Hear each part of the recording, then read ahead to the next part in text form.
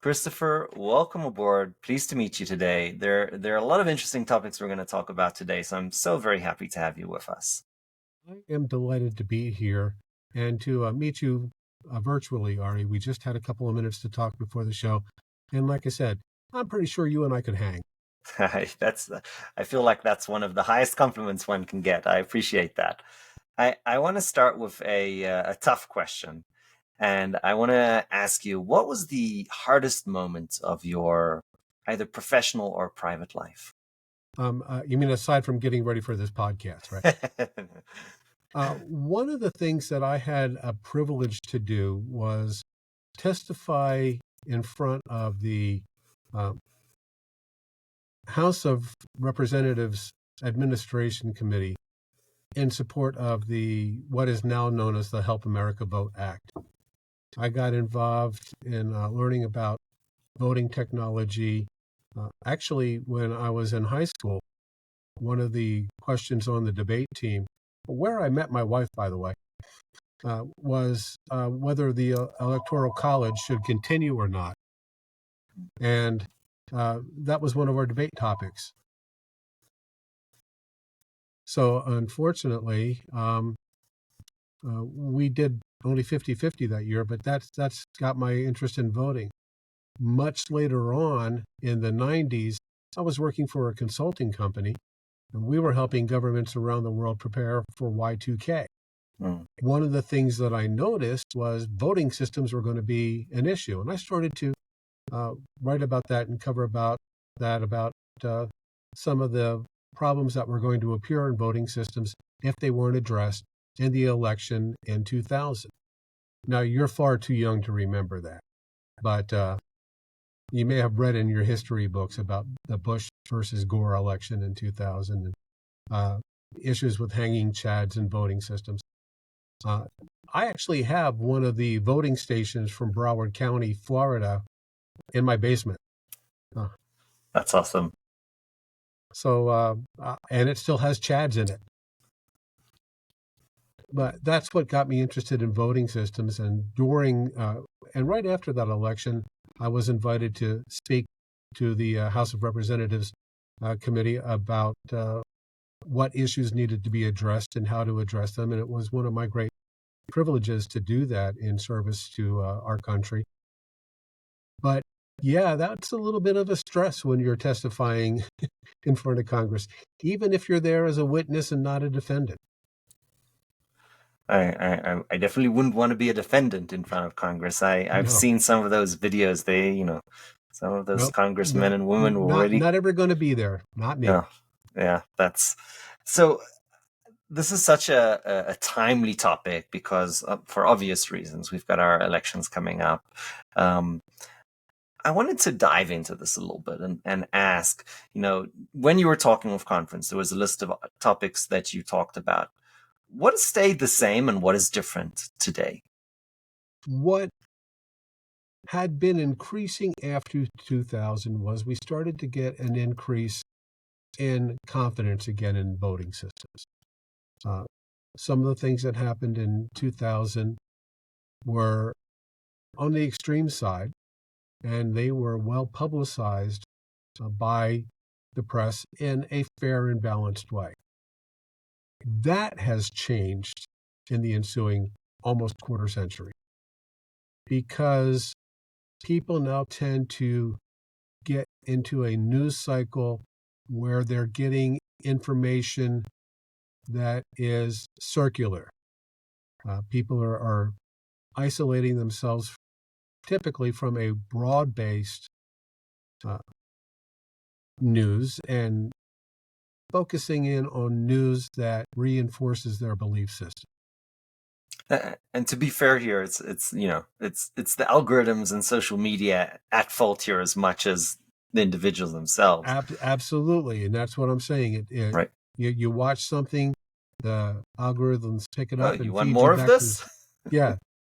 So you get into and it's not even a circle, it's a spiral because it Right. gets tighter and tighter each time. That's right.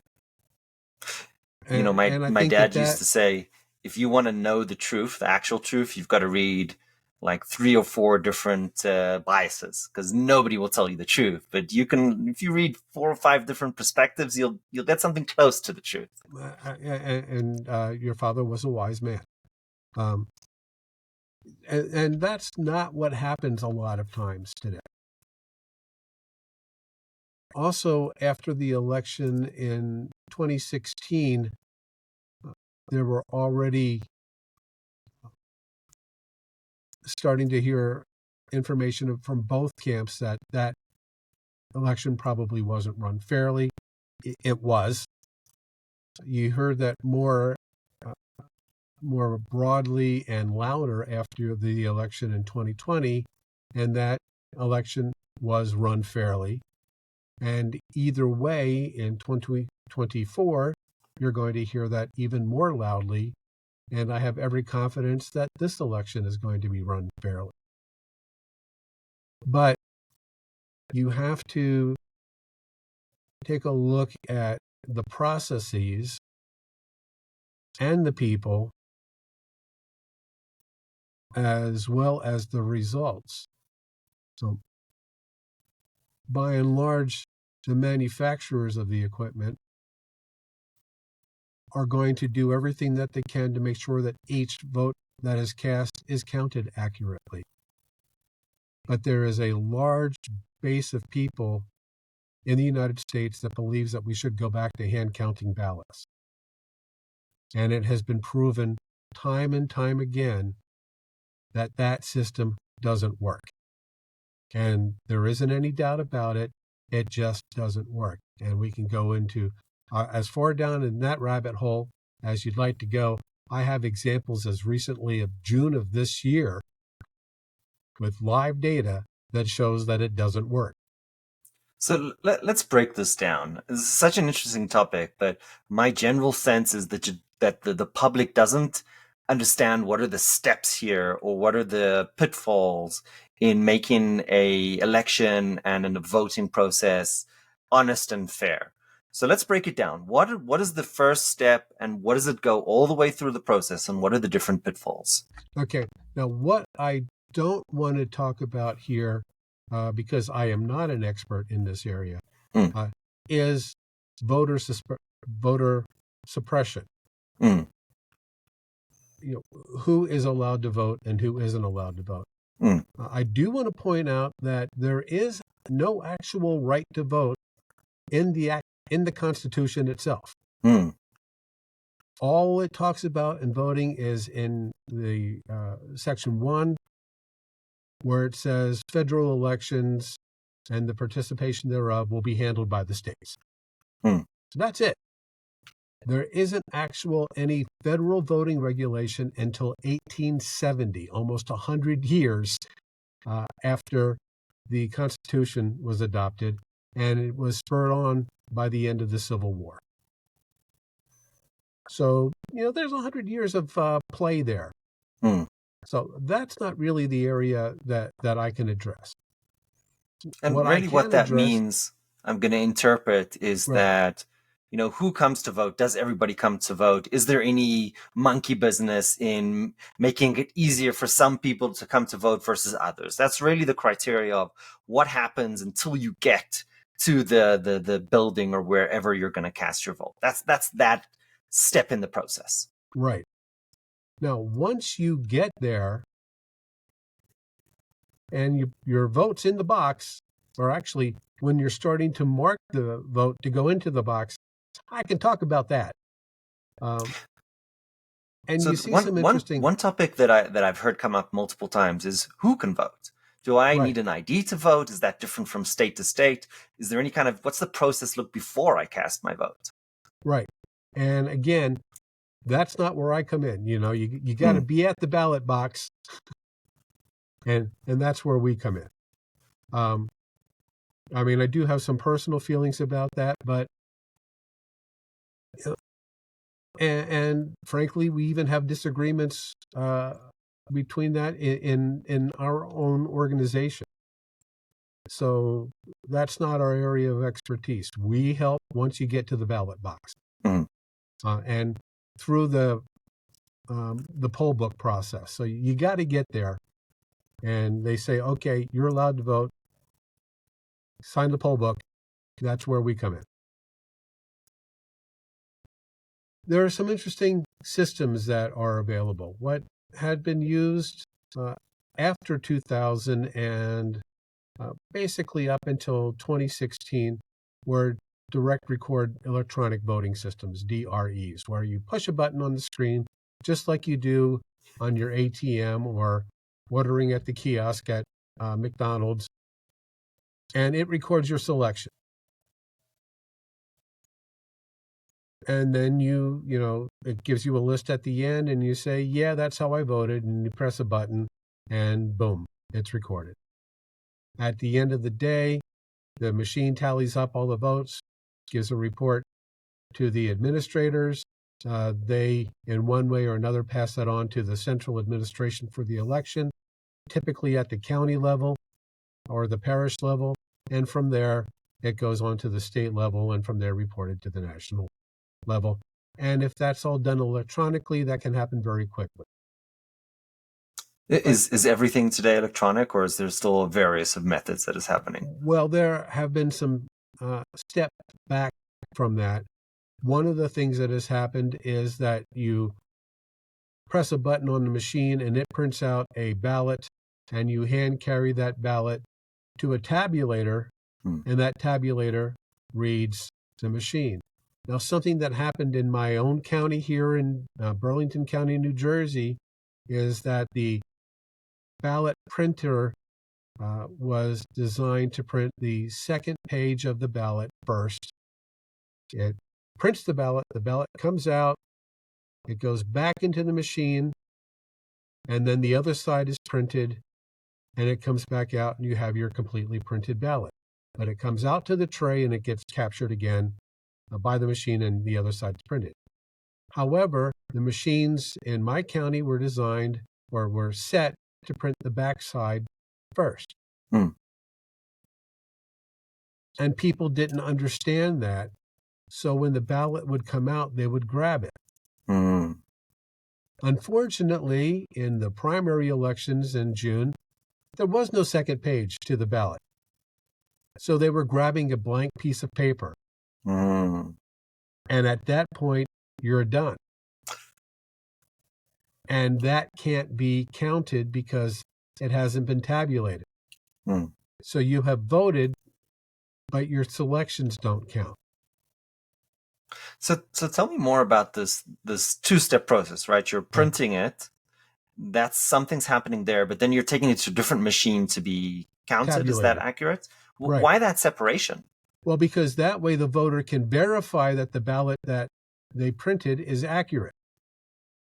All right. Now, in theory, you holding that ballot, you notice a mistake, you can go back to the recording machine and make changes on your ballot. But that means that both the voter and the poll workers understand how that process works. That's where the breakdown occurs. Because that's not something the voter can do by themselves. And if you've got a voter that has physical challenges, and particularly if they've been waiting in line for hours, they haven't had any water, which is true in some places. You're not even allowed to give them water before they vote. Why is that? That's kind of weird. Again,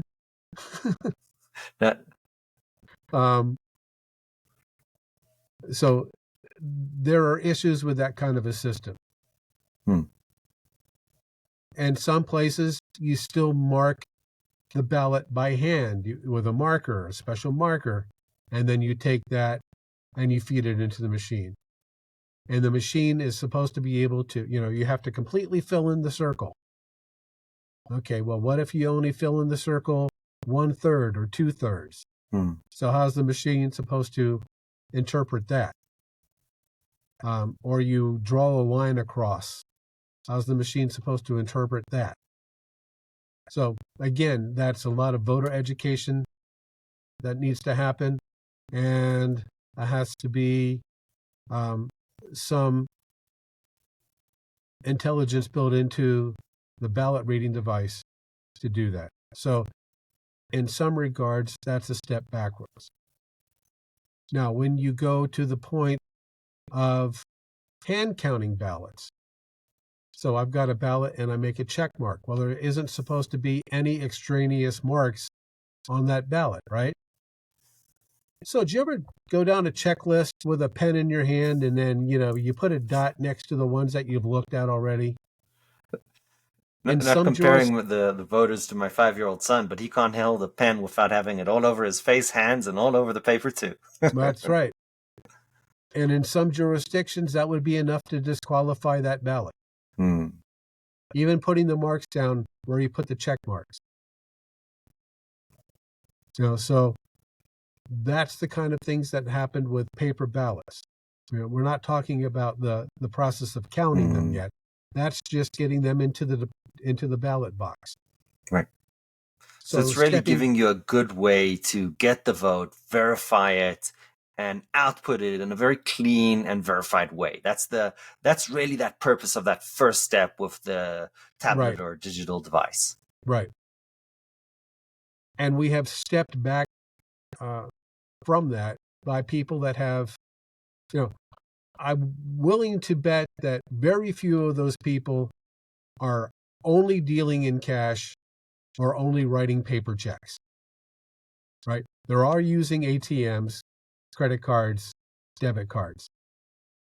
Now, absolutely, there are flaws in the debit card system. But for the majority of the transactions that take place in a year, the amount of issues that happen are a very tiny fraction. Hmm. Same is true with voting systems.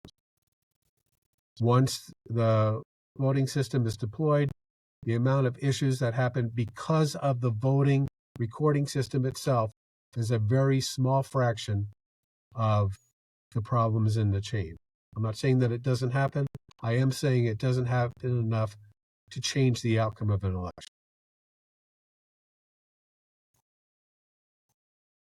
And the second machine that counts the votes. Right.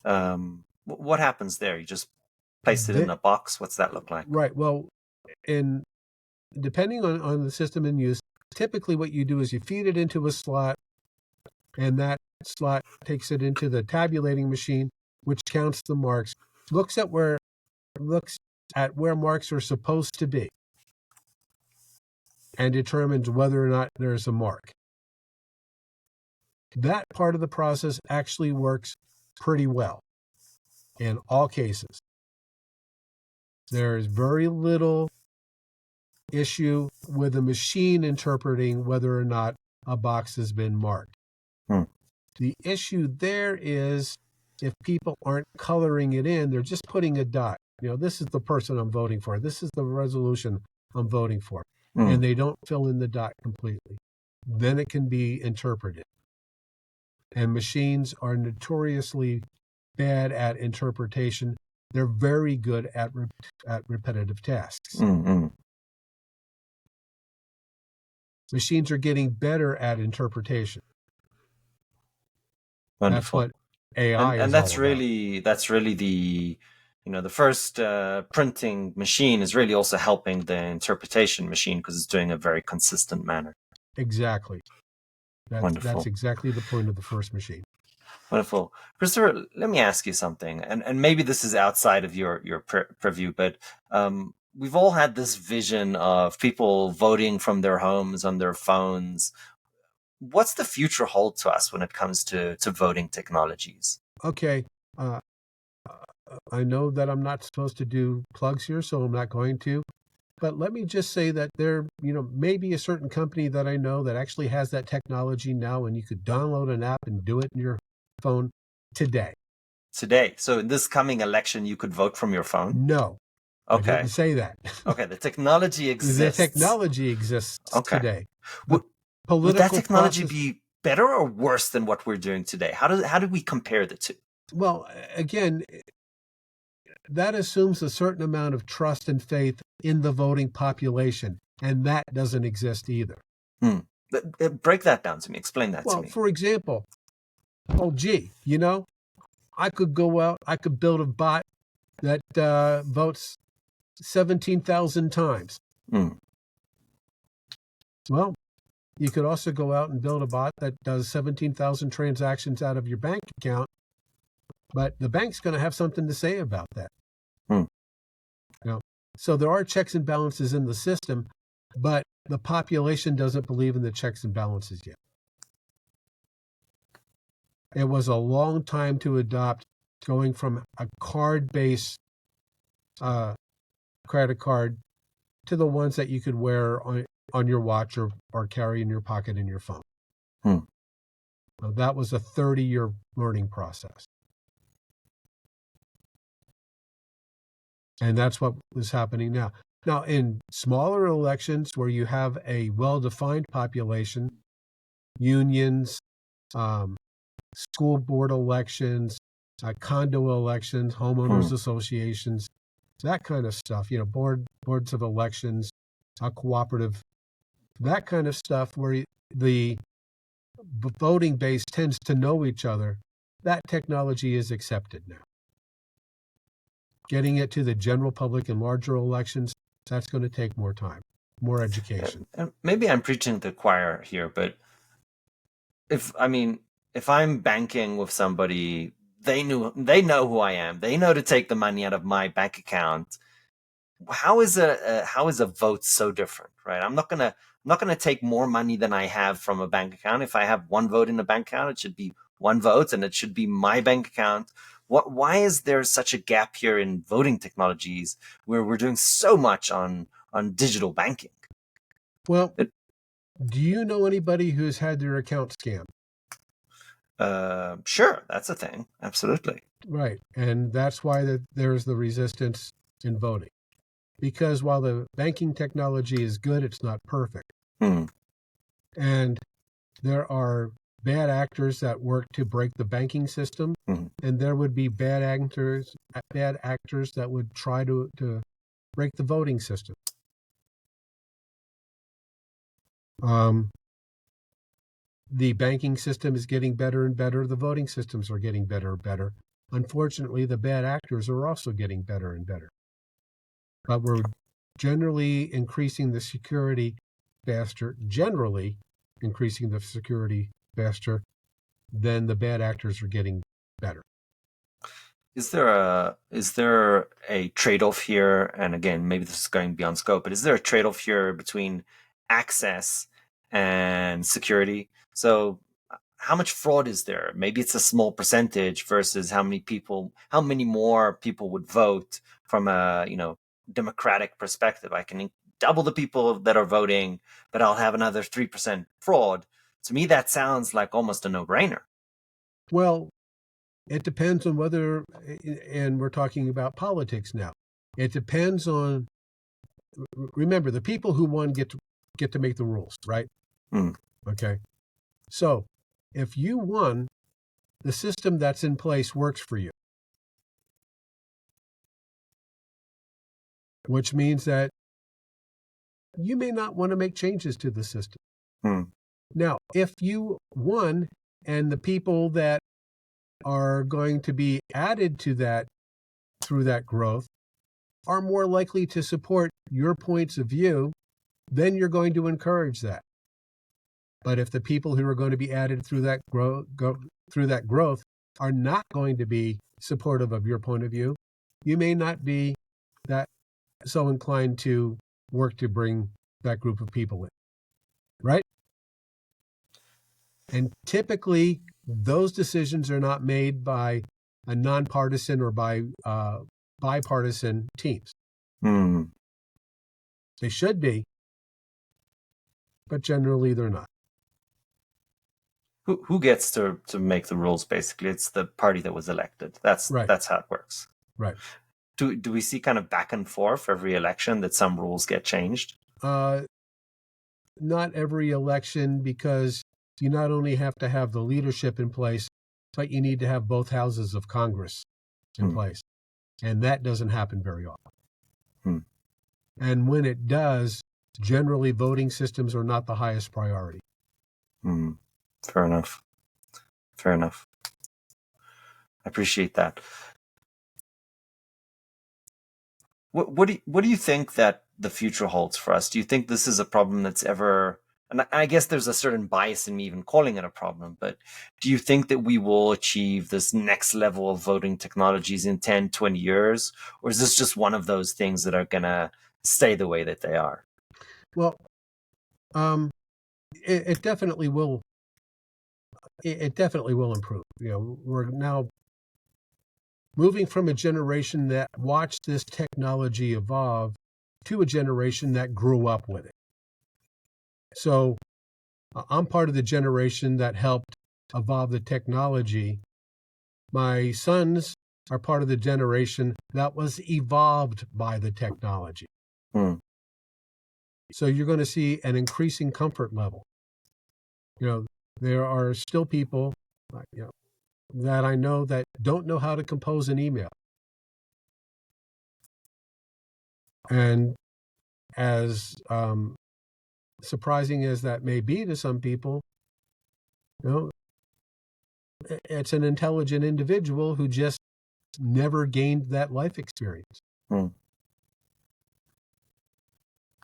But the generation that is coming now and will be rising to, I don't want to use the term empower, but rising to leadership positions uh, over the next few years. As I said, we're evolved by and with that technology, Right. and then we'll see real changes. Hmm. I hope The that happens within my lifetime. I'm working so that happens within my lifetime. I hope I'm not misquoting, but it was the CEO of Apple who said it in a very blunt way. He said, "People die." Yeah, And what he meant, it's a very blunt way to say it, but what he meant is that the generations change, and with the new generation, new perceptions and new understandings and new norms come along. It was just such an aggressive way to say that I never forgot that. But it is fundamentally true, right? Our things we feel comfortable change over the generations. I want to flip the script. I've been a little biased towards, technology can help us out, but I want to flip the script here for a second and sure. talk about the dangers in privacy. Um, Being of one political or another group seems to be much more dangerous today to have your public opinions known. It could be in related to, your employer who maybe has a different opinion and maybe you won't be promoted or won't even get the job. Um, so this whole idea of privacy and keeping your vote private, I can imagine if it's just me and in that room and the machine printed it out and I just put a piece of paper in a completely different box, I can imagine that nobody knows how I voted. Like, to me, that's very clear. Um, Are you and it should be, but there are people that believe that there are cameras in that room. Fair, All right, fair, no, fair. right, But let's say relatively to me logging onto an app and putting in my social security number because they need to know it's me, then I've cast my vote, and then the second after me casting my vote, me believing that those two things are going to be disconnected and lost, that's already a leap of faith, right. as opposed to, oh, are there cameras in this room? Um, um the Boy, it's been like 15 years ago mm, now. The ACLU released a video on ordering pizza in the future mm, referring to about now. all right.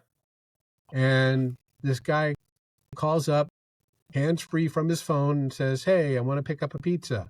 Mm, And the person on the other end starts going through, well, gee, because of your health history, gee, you're almost diabetic. You have to right, have this insurance, kind yeah, of a pizza, or there's a surcharge. And, you yeah. know, gee, based on your life insurance policy, and it was quite chilling then, and it's even chilling now. So if you want to watch a scary movie for Halloween, look up the pizza ordering video from the ACLU. I mean, that is right. That's the dystopian future I think that many are afraid of. And that this low tech in essence seems to be an antidote to many people. Um, are there solutions? Are there ideas that the general public can get behind in understanding that their information is remaining private. Sorry. Well, again, this has to be parts of policy and law, Hmm. and it also has to be to the point where people who break those laws are held accountable. Hmm. And that part of the process, not everybody has faith in at this point either. Hmm. So you are seeing things happening in that area. For example, there's an investigation ongoing now that was announced by the Attorney General's office about Visa. And that is some of the issues there.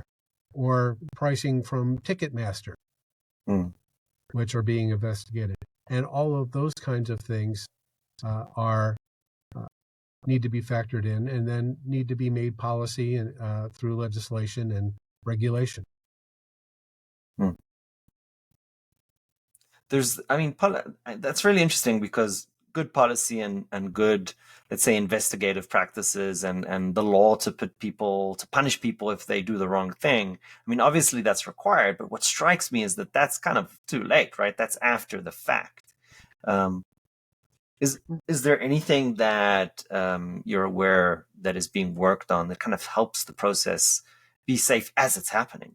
Well, yes, quite a bit. And that's where cybersecurity comes into play. Mm, And also, there's a process called air gapping. mm. What's the help bring the audience up to speed? What does that mean? Okay. Air gapping is when you disconnect the system that is providing the service from the greater network. Mm, Okay. For example, ordering your cheeseburger at McDonald's. Okay. The system needs to know what you want. It needs to know who you are, but it only needs to know who you are at the beginning. Right. So it does a quick check and disconnects. And it needs to know how you're paying for it at the end. So it does a verification and disconnects. The rest of the time, there is no reason for that system to be connected to anything other than you and your emotional responses to the pictures that are shown on the menu. mm, So the rest of that time, that's called air gap because it is not connected to the network. Now that can be extreme. A voting system is a very good example. Again, I'll talk in reference to a certain unnamed company that while you're voting, there's no reason for that to be connected to the network. In fact, there's no reason for a voting system to ever be connected to a network because you can take the information from it on a device that's that big and move it by hand. All right. So that's called rowboating mm, when you take it from the system and you plug it into another system. But the two systems are never directly connected. mm, So I know that the system that I put my results in isn't tampered with because it's never connected to anything else. That's one of the ways that you instill trust into the system. So you can show a chain of evidence from here, from the beginning of the voting system to the end when results are listed. I can show that this information was at this point and this point and this point and this point and prove where it was at any point in between. almost like a legal chain of custody. That's super Exactly. interesting. That's really interesting. Wonderful. Christopher, I tremendously appreciate you joining us here today. This is a very timely topic. Obviously, we're all very, very curious about how these things work. I wanted to ask you one last question. Sure. If you had to give one piece of advice, whether it's to the public, the voters, the legislators, what would that be? I would like to make the final point about this. Every person who is allowed to vote actually votes in every election. Now, you can do it one of two ways. You can be active about it. You can go to the ballot, you can go to the poll site, make your choices on the ballot, and make your voice known. If you choose to not do that, you are still voting, but you are voting for whomever you like the least, whatever proposition you had voted for, you're voting against. Whatever you had voted against, you're voting for. Why? Because somebody else went out and voted the other way, and your vote wasn't there to offset theirs. So if you make a choice not to participate actively, you are still participating, and in the way that affects you the worst way. Christopher, thank you so much. I will echo that sentiment. Go out and vote. Whatever it is you believe in, make your voice heard. Christopher, thank you so much for joining us today. I appreciate you. It was a pleasure to be here, and feel free to invite me back. I appreciate you, Christopher. Thank you. Thank you.